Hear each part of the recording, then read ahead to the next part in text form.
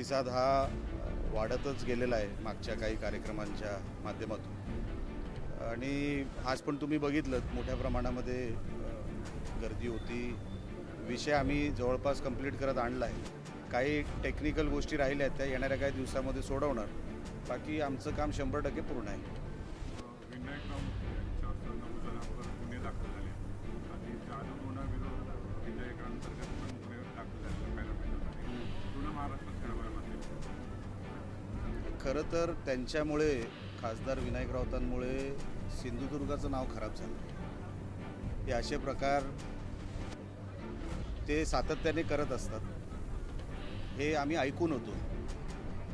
पण नंतर आता जे काही सगळे पुरावे त्यांच्या घरच्याच व्यक्तींनी बाहेर काढले.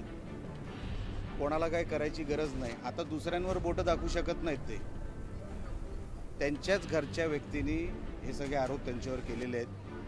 अतिशय गंभीर आरोप आहेत. एका महिलेने केलेले आरोप आहेत आणि किळस येईल असे आरोप केलेले आहेत. म्हणजे ही व्यक्तीच नाही आहे. माणूस व्यक्ती असा असू शकत नाही. असे कृत्य विनायक राऊत आणि त्यांच्या मुलांनी केलेले आहेत. लाज वाटते की ते या जिल्ह्यातले आहेत. आमच्या जिल्ह्याचं नाव त्यांनी खराब केलं आणि त्यांच्यावर कोणाला काही करायची गरज नाही. आता जे काही नियम कायदे आहेत त्या कायद्यानुसार त्यांच्यावरती जी काय इन्व्हेस्टिगेशनमध्ये बाहेर येईल ते आपल्या सगळ्यांना कळत. कोणाला काय करायची गरज नाही. ते आत्ता म्हणू शकत नाही हे षडयंत्र होतं, कोणीतरी मागे लावलं. कसं लागेल मागे? तुम्ही केलेलं हे पाप आहे ते तुम्हालाच फेडावं लागणार आहे. हे कोण दुसरा फेडू शकत नाही. आणि म्हणून अतिशय लाजिरवाणी गोष्ट आहे. त्यांना लाज वाटली पाहिजे.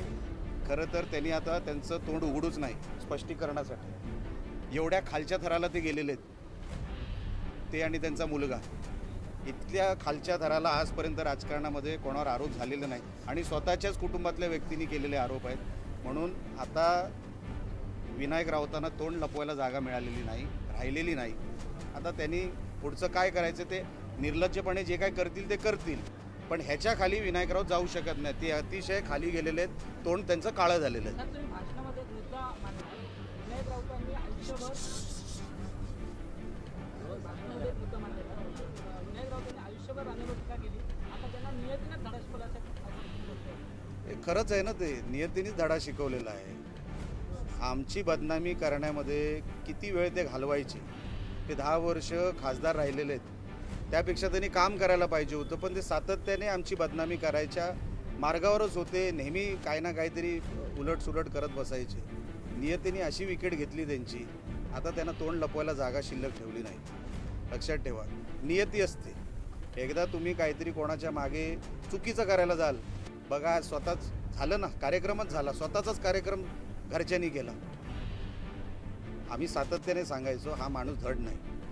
त्याची तोंड बघा, त्याची भाषा बघा, दुसऱ्याबद्दल जे जे काय ते वाकडं तिकडं बोलायचे, अतिशय खाणेड्या भाषेत बोलायचे.